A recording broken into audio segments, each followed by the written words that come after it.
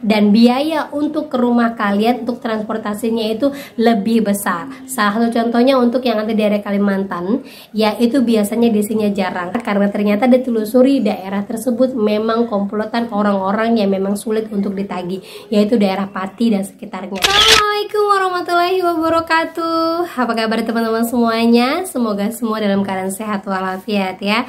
Hari ini kalian seperti hari biasanya tetap bekerja, ataupun yang belum mendapatkan kerjaan tetap semangat karena rezeki tidak akan pernah tertukar. Oke teman-teman, kali ini saya akan membahas tentang kenapa DC tidak pernah datang ke tempat kalian. Dan buat yang belum didatangin sama DC, wajib tahu ini kenapa DC enggak datang ke tempat kalian. Dan yang sering datangi DC, kalian bisa terapkan ini agar nantinya kalian tidak datangi lagi sama DC. Nah, kita akan cari tahu, tapi sebelumnya buat kalian yang baru aja mampir di channel saya, jangan lupa klik tombol subscribe-nya, nyalakan notifikasi loncengnya agar terus bersama dengan saya. Oke teman-teman, ini dia buat kalian.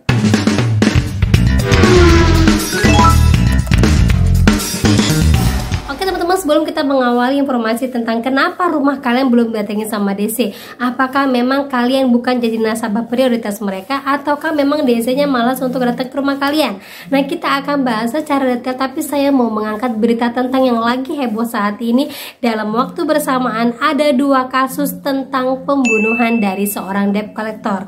Hal ini terjadi, yang pertama terjadi di Kalimantan Barat, yang kedua terjadi di Palembang. Nah, dua tempat ini menjadi saksi bisu tentang keganasan para mereka-mereka yang menagih secara barbar untuk orang-orang yang galbay. Nah, buat para debt collector semuanya, semoga ini bisa menjadi pelajaran, karena untuk menjadi seorang debt collector pasti membutuhkan mental yang sangat tinggi ataupun mental yang sangat kuat. Sementara kita yang kalian tagih juga harus memiliki mental yang lebih kuat lagi ketimbang kalian yang menagih kepada kami-kami yang galbay. Nah, kita bahas dulu satu persatu untuk kasus yang ada di Kalimantan Barat. Nah, di Kalimantan Barat ini pembunuhan terjadi dikarenakan debt collector ini menagih kepada nasabah yang galbay. Kebetulan nasabah ini meminjam kepada koperasi. Nah, yang membuat sakit hati nasabahnya ini ungkapan dari DC yang mengatakan, kalau memang tidak bisa membayar, jual saja binimu kepadaku atau jual saja istrimu kepadaku. Nah, kata-kata ini yang menyebabkan nasabah ini gelap mata, akhirnya terjadilah pembunuhan ini. Nah, saya rasa ini hal yang wajar teman-teman ya. Salah satu juga penyebabnya adalah nasabah ini terlilit pinjaman di beberapa aplikasi dan juga di koperasi akibat gara-gara gaya lubang tutup lubang, dan juga yang lebih mirisnya karena kalah dalam permainan judi online. Nah, buat teman-teman semuanya, tetap dua-duanya salah menurut saya, tetapi yang lebih salah lagi cara dan kode etik si penagih terhadap nasabahnya. Seandainya tidak ada ungkapan seperti itu, pasti nasabahnya tidak akan gelap mata.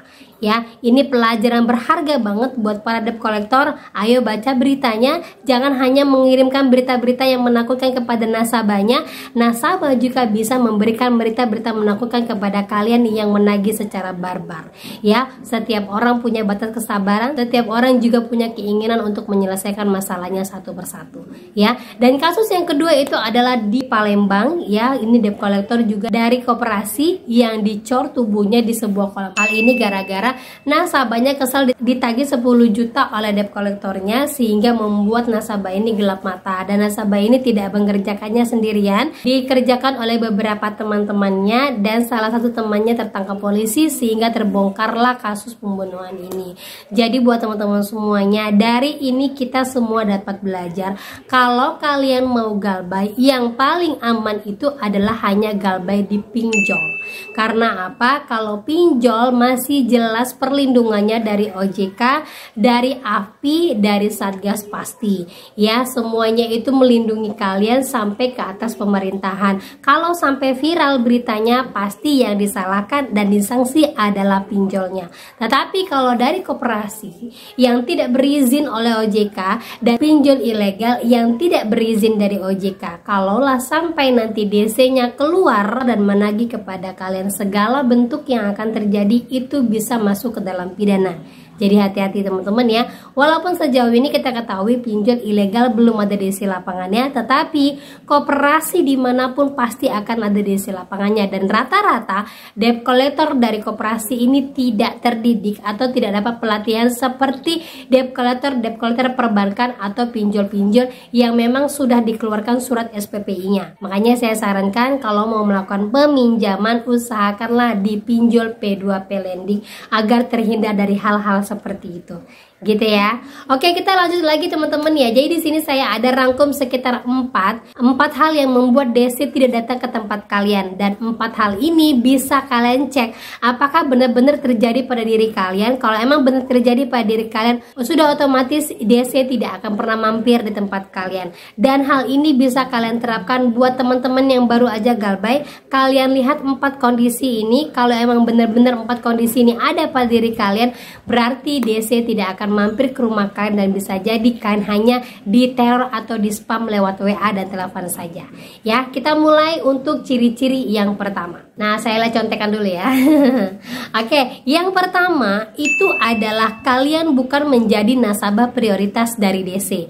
Jadi DC ini ada 2 penagihan. Yang pertama untuk prioritas penagihan hutang galbay di atas dari 1 tahun, dan yang kedua untuk yang baru-baru saja galbay. Nah, bagaimana untuk menjadi nasabah yang bukan prioritas dari para DC-DC-nya? Yang pertama, kalian itu masih gampang untuk dihubungin, dalam artian nomor telepon kalian masih bisa untuk ditelepon ya.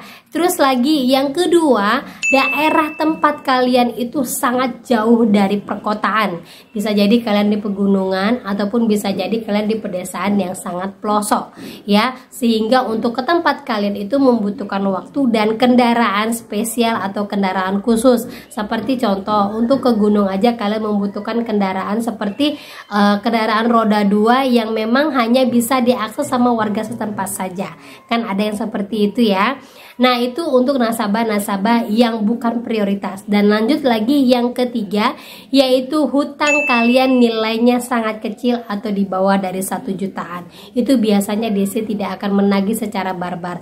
Kalaupun ada yang mengatakan saya hutangnya 300.000, baru aja didatangi DC. Coba cek lokasi rumah kalian, bisa jadi lokasi rumah kalian adalah di perkotaan ataupun di daerah padat penduduk yang otomatis kalian akan didatangin sama DC-nya. Ya, terus lagi nasabah prioritas untuk yang galbay tahunan. Biasanya saya selalu menyarankan kalau kalian mau ganti kartu, kalian bisa ganti kartu ketika galbay kalian sudah di atas 6 bulan. Nantinya kalian bukan akan menjadi prioritas mereka lagi, karena mereka biasa akan mengejar yang awal-awal saja. Nah, setelah kalian ganti kartu, nantinya di setahun 2 tahun akan ada penagihan yang biasanya diprioritaskan untuk nasabah yang galbaynya banyak, di atas 10 juta ataupun 20 juta. Terus kalau ada yang mengatakan saya sudah ganti kartu, saya sudah pindah rumah, apakah kemungkinan akan didatangin? Biasanya kemungkinannya itu hanya sekitar 60% saja. Oke, itu untuk cara agar kalian bukan menjadi prioritas dari DC-DC-nya. Lanjut lagi yang kedua, regulasi dan kode etik. Artinya DC-DC yang mau menagih kepada kalian itu akan masih memikirkan untuk kode etik ketika mereka menagih. Biasanya DC yang nagih barbar ya tanpa kode etik itu DC yang belum memiliki SPPI. Karena yang boleh memiliki SPPI itu taruhan nama baik dan juga reputasi itu ada di dalam SPPI. Yang biasanya disuruh maju ke depan itu adalah DC-DC yang belum memiliki surat SPPI. Sehingga yang sudah memiliki surat SPPI mereka akan datang secara baik-baik saja. Mereka hanya mengingatkan saja, kemudian mereka akan pergi. Gitu teman-teman ya. Oke, lanjut lagi yang ketiga, untuk biaya dan resiko. Nah, ini kembali lagi ke resiko teman-teman ya. Biaya maksudnya itu adalah biaya untuk jalan. Resiko itu bisa dilihat ketika kalian ditagih, terus kalian ngamuk-ngamuk. Nah, untuk kedepannya lagi mereka tidak akan datang lagi. Bukan berarti saya menyarankan kalian ketika DC-nya datang terus kalian ngamuk-ngamuk bawa parang atau segala macam. Itu tidak teman-teman ya. Resiko-resiko yang seperti itu sangat dihindari sama DC. Terus lagi resiko untuk perjalanan perjalanan jauhnya. Misalnya bisa harus berhari-hari atau bermalam di mana untuk menagih kalian hanya sekitar 1 juta saja. Biasanya mereka tidak akan mau datang untuk daerah-daerah yang sulit untuk dijangkau dan biaya untuk ke rumah kalian untuk transportasinya itu lebih besar. Salah satu contohnya untuk yang ada di daerah Kalimantan, yaitu biasanya DC-nya jarang, hanya DC-DC di sekitar perkotaan saja yang ada.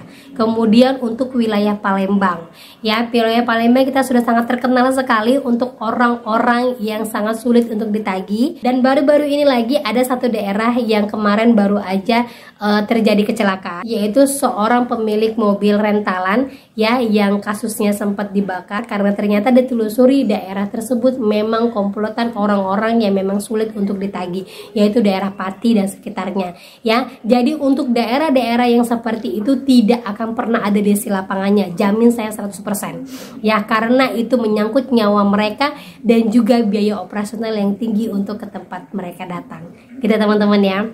Nah lanjut lagi yang keempat, yaitu faktor penagihan lain. Maksudnya faktor penagihan lain ini adalah misalnya kalian susah untuk ditagih ya, rumah kalian jauh, mereka hanya akan menagih lewat telepon saja, WA dan email saja. Selebihnya kalau ada yang bertanya, Mbak ini sudah mau datang loh, katanya kalau nggak datang saya akan bekerja sama dengan RT RW dan segala macam. Kalau kalian masih mendapatkan hal-hal yang seperti itu, saya jamin itu tidak akan datang ke tempat kalian. Kalau bentuknya masih menginformasikan kepada kalian jam sekian, bahwa RT RW, bahwa avokat, atau mengatakan bahwa satu keluarga akan diancam, saya jamin itu DC tidak akan mampir ke tempat kalian atau tidak akan pernah datang ke tempat kalian. Karena apa? Resiko atau biaya datang ke rumah kalian itu sangat besar sehingga mereka menagih hanya melalui WA, telepon dan email. Ya, jadi kalian bisa perhatikan dari keempat ini apakah memang tempat kalian sesuai dengan yang saya sebutkan ini, dan apakah nilai yang kalian gabaikan saat ini adalah kecil ataupun besar, dilihat dari tempatnya, dilihat dari pinjolnya. Dan biasanya untuk daerah-daerah seperti ini, sekalipun kredivo ataupun aku laku tidak akan mampir ke tempat kalian. Nah itu dia teman-temannya informasi keempat alasan kenapa daerah kalian belum didatangin sama DC, dan kenapa sampai sekarang kalian belum datangin sama DC. Jadi nggak usah pikirkan DC mau datang atau tidak, biarkan saja. Kalau mau datangnya sudah kita terima, kalau dia tidak datang lagi tempat kalian tidak usah pikirkan. Yang perlu kalian pikirkan adalah rumah tangga kalian, kondisi kalian, dan perbaiki ekonomi kalian sebaik-baik mungkin. Gitu teman-teman ya. Nah itu dia yang bisa saya sampaikan buat kalian. Semoga menjadi informasi terbaru, menjadi updatean terbaru buat kalian semuanya, dan kalian lebih kuat mental lagi, semangat untuk menjalani hari-hari kalian. Akhir kata saya ucapkan Assalamualaikum warahmatullahi wabarakatuh.